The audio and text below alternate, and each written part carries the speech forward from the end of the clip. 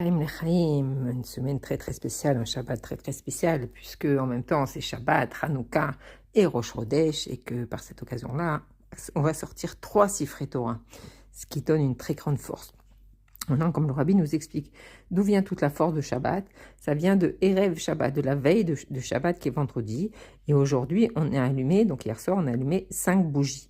Et le Rabbi explique un enseignement très très profond que dans la menorah, il y a 2 côtés. Il y a le côté droit et le côté gauche. Le côté droit correspond au chesed, à la Torah, tandis que le côté gauche, il correspond à la gvura et à l'autre côté, l'obscurité.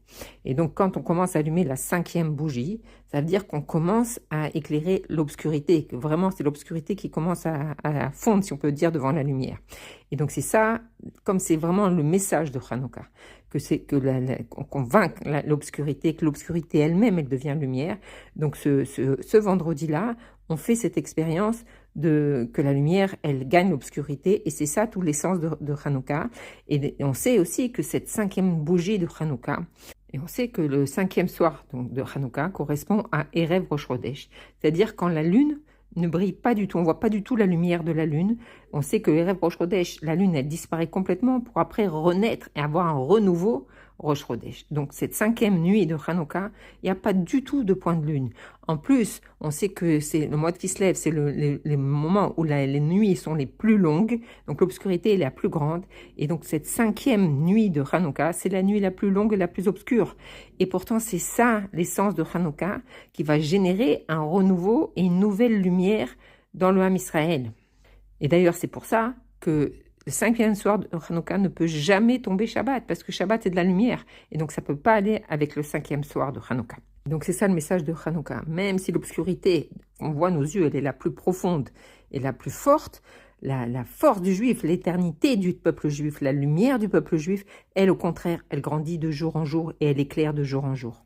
C'est ça la force de Hanouka, c'est que ça peut éclairer et donner la force au côté gauche, c'est-à-dire le côté gauche qui est symbolisé par le Yetzer Hara, le côté du mal, et que donc cette lumière qui est allumée du côté gauche, elle va rentrer en nous et transformer notre Nefesh Abahamit en Nefesh Elokit. C'est-à-dire que la Nefesh Abahamit, elle va être soumise à la Nefesh Elokit et elle va avoir la même volonté de servir à Kadosh Baruch Hu que la Nefesh Elokit. Et pareil dans le monde, que toutes les nations du monde, elles vont être annulées à la volonté divine. Et donc, c'est le but de toute cette galoute, que l'obscurité la plus profonde, elle soit transformée en lumière et en Gdusha. C'est la Géoula. Les Grecs avaient pour but d'enlever la Gdusha de la Torah. C'est-à-dire qu'ils voulaient séparer le Ham Israël d'Akadosh Baruch Hu. Ça ne les dérangeait pas que le peuple juif il étudie la Torah, mais il devait étudier cette Torah comme Dieu préserve, comme une philosophie, mais pas sentir la présence de Dieu dans aucune action et dans aucune étude. Et la Chassidut nous explique que Akadosh Baruch Hu, quand il crée le monde, il crée tout d'une manière double. C'est-à-dire, il y a un côté de Gdusha et il y a l'autre côté. Il y a la Gdusha et il y a la Klippa. Il y a la lumière, il y a l'obscurité. Et c'est vrai, une vraie opposition entre les deux côtés. C'est pas simplement qu'il y a ça et ça, c'est une guerre qui se passe entre ces deux côtés. Et si on prend les sphirotes, nos 10 sphirotes, la sphira la plus haute de tout le compte, c'est la sphira de Chochma. C'est plus que l'intelligence, c'est le point d'union avec Akadosh Baruch Hu. On sait que c'est la lumière divine qui commence à descendre dans le monde, dans les kelim. Donc c'est le niveau le plus haut de la Gdusha. Et on dit Chochma, c'est Koach Ma. Et donc qu'est-ce que ça veut dire? Ça veut dire quoi Ma? La force de Ma, c'est quoi? C'est la force du bitou la plus complète. C'est-à-dire c'est quand le juif, il arrive à un niveau d'annulation complète et qu'Akadosh Baruch Hu, il s'exprime à travers lui. Et l'exemple de ça, c'est Moshe Rabbeinu, qui avait même pas d'existence propre. Et Akadosh Baruch Hu s'exprimait par la gorge de Moshe Rabbeinu. Il n'y avait pas une séparation entre la parole d'Akadosh Baruch Hu et Moshe Rabbeinu. C'était une seule chose. En vérité, c'est le contraire de ce qu'on pourrait penser. Plus quelqu'un il est élevé dans la Gdusha, et plus sa personnalité. Or, dans la Torah, on voit que plus quelqu'un il est élevé dans la Gdusha, plus il est complètement annulé à la Gdusha, il n'a plus de personnalité propre. C'est-à-dire, il n'a pas d'identité, il n'a pas d'ego. L'ego, il est complètement transformé. D'ailleurs, on dit que Moshe Rabbeinu, c'est comme un entonnoir. C'est-à-dire que ce qui descend, lui, il le transmet. Il n'y a pas d'interférence, il n'y a pas toute son existence, 100%, elle est battelle à Akadosh Baruch Hu, et Akadosh Baruch Hu, il peut s'exprimer à travers lui. Donc Moshe Rabbeinu, il représente cette Chochma de Gdusha. Comme on l'a dit, en face, il y a aussi la Chochma de la Klippa. et qui est représenté par les Grecs. Jusqu'aux Grecs, jusqu'à cette époque-là de Hanouka et des Grecs, alors tous les opposants au peuple juif, ils en voulaient à l'existence même du peuple juif. Ils se sont jamais attaqués à la particularité du peuple juif, à l'union du peuple juif avec Akadosh Baruch Hu, à la Gdusha du peuple juif. Ils en voulaient au corps du Ham Israël. Comme c'est écrit, Chochma Kolam Asita, c'est-à-dire que la Chochma, c'est la base du monde, c'est la base, c'est le secret de tout. Et donc les Grecs, ils voulaient interrompre ce flux divin, si on peut dire. Ils voulaient qu'on fasse la guerre à Kadosh Baruch Hu, si on peut dire, et de montrer que le monde, il pouvait vivre sans Kadosh Baruch Hu, et que le peuple juif, il était un peuple comme tant d'autres, qui avait peut-être une intelligence et une chorma grâce à la Torah qu'il étudiait, mais ils voulaient enlever la Gdusha, ils voulaient enlever Dieu de la Torah. Et donc on voit que cette chorma de Klippa, ils ont voulu atteindre le même niveau que le Ham Israël, mais c'est une chose impossible, parce que le Ham Israël, pour avoir cette chorma, pour être attaché à Kadosh Baruch Hu, ils sont en bitoul, ils reçoivent la volonté d'Akadosh Baruch Hu. Mais eux, les Grecs, puisque c'est chorma de Klippa, au contraire, ils ont l'ego qui est très grand, et ils ne pourront jamais, puisqu'ils ne sont pas une partie de Dieu lui-même, ils n'ont pas la force du Ham Israël, donc ils ne peuvent pas atteindre ce degré de Gdusha. Et ça, c'est quelque chose qu'ils ne pouvaient pas supporter. Et on voit que tout ça a commencé 100 ans avant avec Talmé Améler, qui était un grec, et qui a commencé, c'était l'époque où on commençait à nier, à refuser et réfuter les névois, les prophètes. Montrer qu'il n'y avait pas d'intervention divine, il n'y avait pas de communication entre le monde d'Akadosh Baruch Hu et le monde ici. C'était tout alpi sechel, une finesse dans l'intelligence, mais ça devait être toujours une philosophie et à aucun moment on puisse sentir l'intervention divine dans quoi que ce soit. On sait que la période des Nevi'im, des prophètes, c'était une période extraordinaire, que même si le peuple juif n'était pas à un niveau extraordinaire, mais à chaque moment, on pouvait aller voir un prophète et lui demander qu'est-ce qu'on devait faire. Et on avait directement la parole divine en direct. Et donc, c'était un moment où on était dirigé par Dieu complètement. Et ça, les Grecs, ils réfutaient, ils ne voulaient pas de ça. Et donc, comme la névoie, elle s'est arrêtée au début du deuxième Beth Amikdash, donc le peuple juif, il a commencé à avoir une descente spirituelle, puisqu'avant ça, il pouvait toujours être dirigé par cette parole divine, mais là, il n'avait plus à quoi se référer. Donc, tant que le peuple juif était fort et qu'il y avait ses prophètes, alors la Klippa ne pouvait pas avoir de prise sur le peuple juif. Mais dès que la névoie, elle s'est interrompue et qu'il y a eu cette descente spirituelle du peuple juif de génération en génération, alors la Klippa, elle a saisi l'occasion de rentrer dans cette brèche, dans ce moment de faiblesse. Et puisque Talmé Améler, il a demandé à ce que la Torah soit traduite en grec, et donc une fois que cette Torah elle était traduite en grec, ils se sont servis, ils ont étudié la Torah, ils ont étudié la sagesse, la chorma de la Torah, et ils s'en sont servis, parce que les forces de la Klippa, les forces négatives, pour infiltrer la Gdusha du peuple juif et de diffuser une fausse émouna et une fausse vision des choses, si on peut dire. Parce que justement, le peuple juif était faible, donc ils ont pu arriver à s'infiltrer dans cette intimité, si on peut dire, entre Akadosh Baruch Hu et le Ham Israël. Donc pendant près de 100 ans, ils se sont nourris de la force de la Torah et ils l'ont transformée en Klippa, en chorma de Klippa. C'est une arme puissante. Et fort de cette philosophie, si on peut dire, ils ne pouvaient plus supporter qu'il y avait un petit peuple en Israël qui était à un niveau plus haut qu'eux, puisque eux, ils avaient le Hémet, ils avaient cette connexion avec Akadosh Baruch Hu. Et pour eux, il fallait qu'ils coupent cette communication avec Akadosh Baruch Hu pour définitivement enlever Akadosh Baruch Hu du monde, que Dieu préserve. Et donc, c'est pour ça qu'ils sont venus en Israël et qu'ils se sont entêtés à rendre tamé, impur, chaque chose. C'est pas dire qu'ils ont cassé le Beth Amikdash, c'est qu'ils ont détruit, qu'ils ont tout détruit, brûlé, etc. Non, c'était pas leur but. C'était que tous continuent de la même chose, mais sans Gdusha, sans Akadosh Baruch Hu. Alors c'est pour ça qu'ils se sont entêtés à prendre chaque petite fiole d'huile et la rendre tamée, pas la renverser, juste la rendre tamée. Ils voulaient que le Ham Israël il continue à faire Torah Mitzvot comme une philosophie sans Akadosh Baruch Hu, sans Gdusha, pour avoir être plus haut qu'eux, si on peut dire, pour pouvoir les dominer, et pas qu'il existe un peuple qui soit plus haut qu'eux. Et comme on voit, ils n'ont pas, a priori, tué les Juifs, comme Aman, il voulait exterminer le peuple juif que Dieu préserve. Non, ils voulaient que les Juifs, ils renient leur foi, et qu'ils acceptent de se comporter comme les Grecs. Et il y en a beaucoup qui ont suivi ce chemin-là, parce que c'était un chemin agréable, beau, etc. Et que celui qui s'opposait à ça, eh ben, il était tué, et cruellement, comme on voit Hana et ses 7 fils. Et donc, comme on l'a dit, ils ont profité d'une faiblesse spirituelle pour s'infiltrer dans ce contexte-là. Ils ont, pendant 6 ans, Il n'y avait pas de korbanot dans le Beth Amikdash. Tout celui qui rentrait dans le Beth Amikdash, il assistait à des horreurs. C'était tamé, c'était horrible. Et on a tout fait pour détacher le Ham Israël d'Akadosh Baruch Hu. Et pourquoi ça n'a pas réussi? Parce qu'à un certain moment, il y a eu une révolution. On a contrebalancé toute cette force-là. Et ça a été opéré par Matityahu et sa famille. Il n'a pas pu supporter qu'on puisse faire cette guerre à Kadosh Baruch Hu. Ils ont pris, ils ont fait vraiment Messirut Nefesh pour rendre le kavod à Kadosh Baruch Hu, pour enlever cette touma du Beth Amikdash, pour mettre les choses en place, pour nettoyer ce peuple qui s'était perverti et qui avait suivi les idolâtres.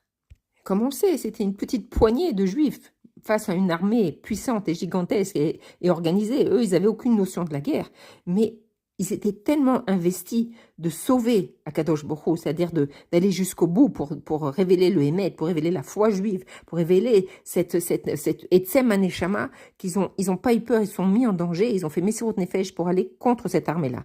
Et Akadosh Baruch Hu, il les a fait gagner. Et donc Dieu leur a donné il leur a donné ces giborim face à un tout petit peuple parce qu'ils ont révélé ce Etzem Aneshama, ce point de non-retour, ce point qui unit le juif avec Akadosh Baruch Hu, et que le juif il est capable de donner sa vie pour sauver ce point-là. Et donc le lendemain de cette victoire, ils sont rentrés au Beth Amikdash pour allumer la menorah. On sait que la menorah, elle éclairait, la lumière de la menorah, elle éclairait le monde entier. Et là, ils se sont dit, comment on va prendre, une fois qu'on a fait tout ça, on va prendre de l'huile qui n'est pas pure pour éclairer le monde. Alors Akadosh Baruch Hu, il leur a fait ce nes, qu'ils ont trouvé cette fiole d'huile qui était avec le cachet du Kohen Gadol. Et cette fiole d'huile, elle ne pouvait pas être trouvée par les Grecs, parce que c'était un niveau qu'ils ne pouvaient pas atteindre. C'est le niveau du Kohen Gadol, c'est-à-dire la Yechida du peuple juif. C'est justement le Etzem Aneshama.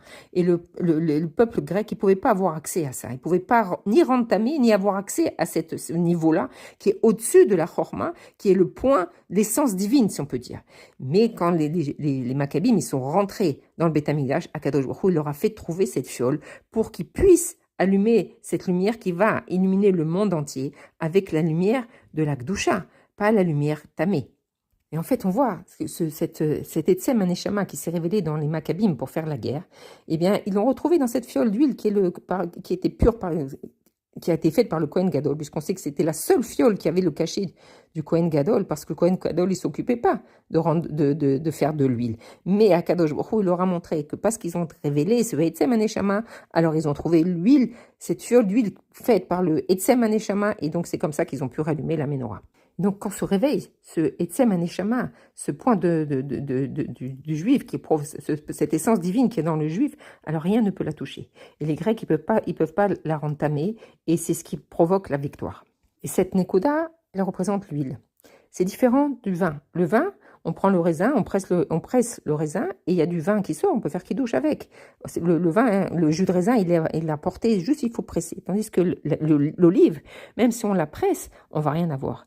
Il faut vraiment l'écraser, et l'écraser très très fort pour pouvoir avoir quelques gouttes d'huile. Et c'est exactement ce qui se passait avec le Ham Israël. Plus on a écrasé le Ham Israël et qu'on l'a persécuté jusqu'à l'écraser complètement, alors est sortie l'huile, est sortie les sodotes du Ham Israël, cette essence divine qui est ressortie d'Afka parce qu'on a eu cet écrasement-là. Et c'est ça qui a provoqué le renversement de tout et qu'on a trouvé cette fiole d'huile. Donc le message de Hanouka, c'est justement que quand le juif il est écrasé dans l'obscurité, alors va se dévoiler en lui cette parchemène, cette fiole d'huile pure, cette essence divine qui ne peut pas jamais être rendue impure. Le rabbi pose la question, comment c'est possible qu'il y a eu d'autres époques beaucoup plus hautes spirituellement du peuple juif, et à ce moment-là, il n'y a pas eu la révélation de l'huile de la Torah, la révélation du Etzem Aneshama, ça ne s'est pas fait, ça s'est fait que à Hanouka. Alors que le peuple juif, il était dans une situation très très basse. Et le rabbi répond à cette question en expliquant que d'abord, il y a deux raisons à cela. La première raison, c'est que le dévoilement de la Torah, il se fait par étapes. La Torah, elle nous a été donnée en bloc, si on peut dire, un matin Torah, et compris dans cette Torah, tout, même la Torah Hadasha, elle est compris dedans. Mais la révélation, elle se fait étape par étape.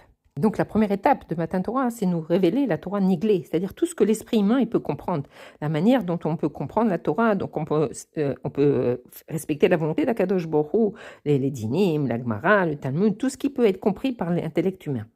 Mais dans la Torah, il y a une partie cachée de la Torah, comme le corps et la neshama. c'est la Neshama, elle est cachée, elle est voilée, on ne la voit pas directement, on voit le corps, mais pas la Neshama. Donc dans la Torah aussi, il y a une partie qu'on ne voit pas. Comme on voit que la Neshama, c'est les mêmes lettres que Shmona, que 8 et Shemen. Donc on voit que cette Neshama, c'est ce qui est caché en nous, ça correspond à cette huile qu'on ne voit pas a priori. Et donc pareil dans la Torah, il y a tout le côté caché de la Torah. Et quand est-ce que se dévoile cette Neshama? Justement, quand on écrase le corps, alors quand l'obscurité elle grandit, alors Akadosh Baruch Hu, il envoie un projecteur plus grand pour pouvoir supporter la galoute et il nous révèle une partie plus haute, plus profonde de la Torah. Donc la première partie, c'est le Niglé de la Torah. Après, il y a une révélation du Sod de la Torah. Comme dans Pardes, comme on a expliqué, qu'il y a le Pshat, le Remez, le Drouche et le Sod. Donc le Sod, il vient révéler, en vérité, Dieu, quand il crée le monde, il y a la partie révélée du monde, comment il crée le monde, mais il y a la partie cachée, comment il a créé le monde concrètement, avec quelle dimension il a créé le monde, avec comment les sphirotes, etc. Et ça, c'est le Sod. On a assisté à Matan Torah, qu'on a vu Dieu face à face, alors on a reconnu Akadosh Baruch Hu, on l'a accepté sur nous. Mais sa Torah, c'est ce qu'on a reçu, c'est que la partie superficielle de la Torah. Mais ça ne nous attache pas profondément à lui quand on étudie et quand on pratique Torah et Mitzvot.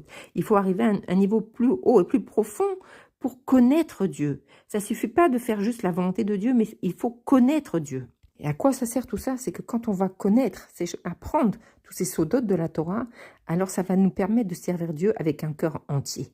Parce qu'on va pas faire juste les choses parce qu'on nous le demande, mais on va les comprendre et on va s'attacher à ces choses-là. Et ça, tout ça, c'est grâce au Ptimut Torah. Le premier niveau, il correspond au pain et l'eau. De la même manière qu'une personne ne peut pas vivre sans nourriture et boisson, de la même manière, elle ne peut pas vivre sans le Niglé de la Torah pour se comporter en tant que juif. Ensuite, quand on commence à comprendre les secrets de la Torah, ça c'est le sod, c'est le vin. Comme on dit, quand on boit du vin, alors le secret il sort. Donc le sod de la Torah, il correspond au vin et ça donne de la simcha. Ça nous permet de servir Dieu avec joie.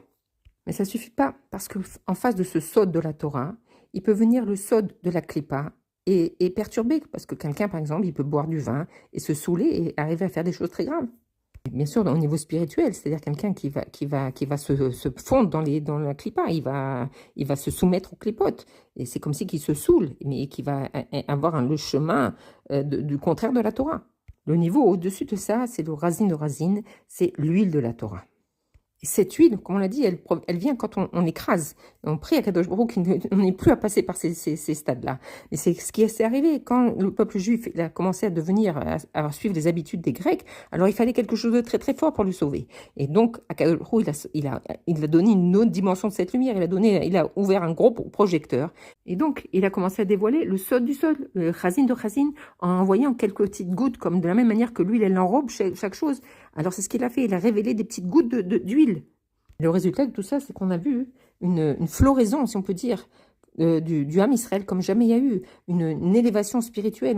C'est l'époque des Tanaïm, on sait à quel point que les Tanaïm, ils pouvaient ressusciter les morts. C'est pas comme les Nevi'im qui avaient quelques-uns seulement qui pouvaient le faire. Chez les Tanaïm, c'était quelque chose de courant. C'était un niveau spirituel comme jamais il y a eu en Israël.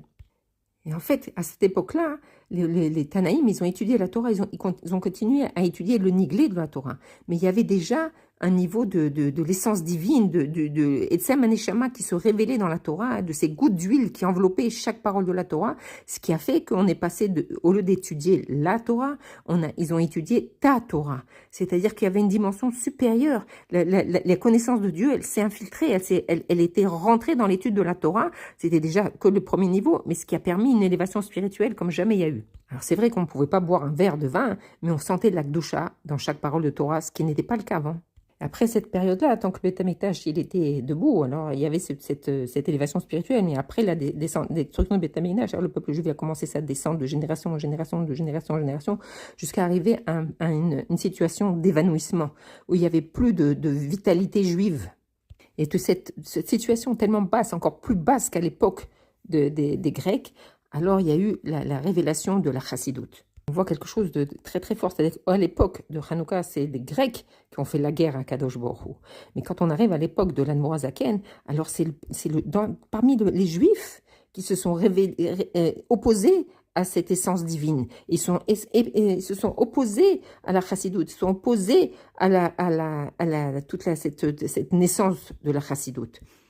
Et encore à l'époque, ils étaient respectueux de Torah et Mitzvot, mais ils avaient l'esprit grec qui était rentré en eux. Comme on voit comment comment l'Admorazaken, il a combattu Napoléon, qui représente justement cette culture grecque.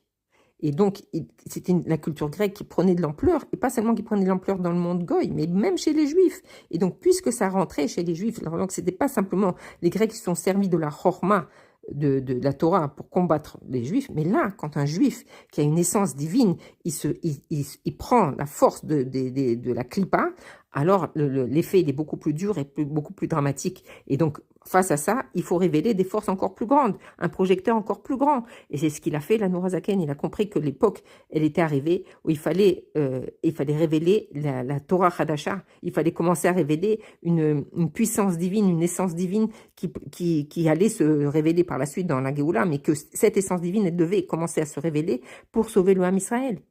Puisqu'on sait, le Admorazaken, que la Tidlavo, tout le monde entier, il va être occupé que à connaître Akadosh Borou, alors il a compris que c'était maintenant le moment de commencer à révéler le Torah Hadasha.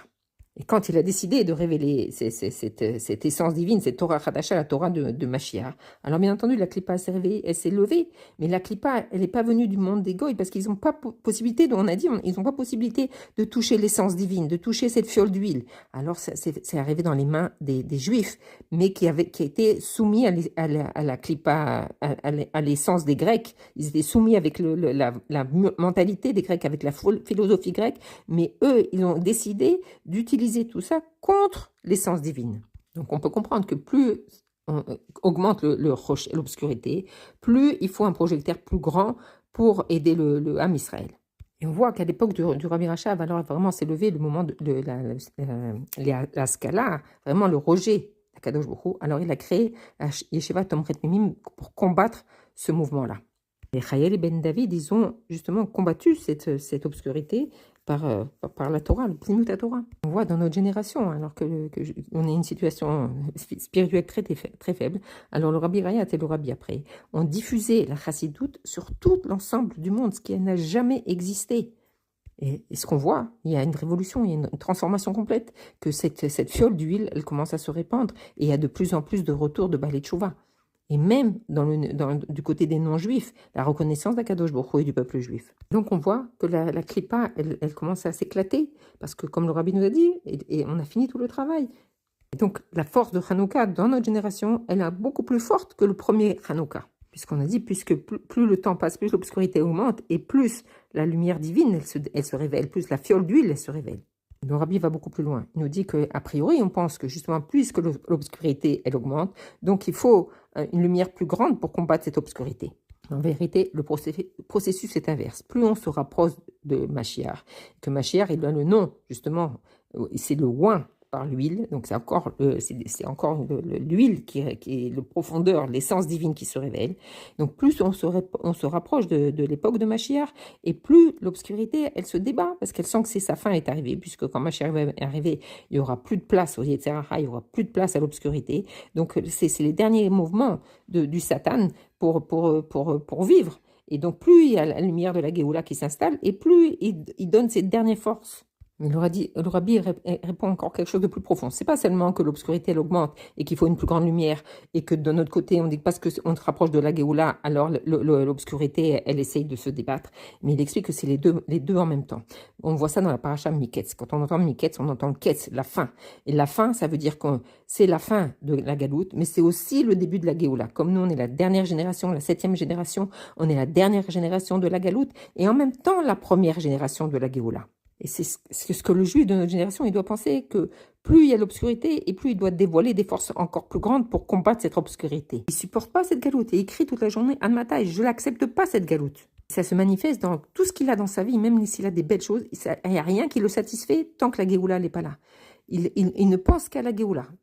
Ça, c'est l'explication de Ketz Ayamin. Et on a Ketz Ayamin. Et ça, c'est la situation du juif qui a le privilège déjà de vivre dans la Géoula. Comment? En étudiant les sujets de Géoula. Et donc, dans son étude, il va goûter les sodotes de Sodot, les secrets de la Géoula. Et ça va lui permettre de vivre la Géoula concrètement. Et donc, ce juif, il va étudier la Torah, la chassidoute, et il va s'approfondir dans la chassidoute. Et comme on a dit que la chassidoute, c'est l'huile, alors il va être imbibé de chassidoute jusqu'à être un chassid entier, c'est-à-dire être huileux, si on peut dire. Et pas seulement pour lui, mais puisqu'on a dit que l'huile, elle se répand et elle imbibe tout ce qui est touché, donc il va commencer à répandre cette chassidoute, tous les secrets de la Géoula, il va les diffuser. Comme ça, il va commencer à goûter les premiers instants de la Géoula. Donc, c'est ce qu'on demande aux Juifs, de vivre ces deux opposés. D'un côté, être dans la galoute, mais sans arrêt, faire tout ce qu'il peut, Messirut Nefesh, pour arriver à terminer cette galoute et rentrer dans la Géoula, et crier Admata tout le temps, et qu'il n'est jamais satisfait de quoi que ce soit tant qu'il n'y a pas la Géoula. Et d'un autre côté, vivre déjà dans la Géoula, étudier les sodos de la Géoula. Et c'est ces deux tendances. Et sur ça, on doit dire les Chaim, puisque la 5e bouchie, c'est Hamishi, et c'est les lettres de Mashiach. Et donc, Bezrat Hashem, qu'avant même l'entrée du Shabbat, avant même qu'on ait le temps d'allumer la 6e bougie, on se retrouve tous au Beth Amikdash, et que tous ensemble, on puisse chanter et danser avec Mashiach. Yechi Adonai nous mouré, nous verra benu, Melech HaMashiach, Leolam Baed, Shabbat Shalom, Chanukah Sameach, Rosh Chodesh Tov Umevorach.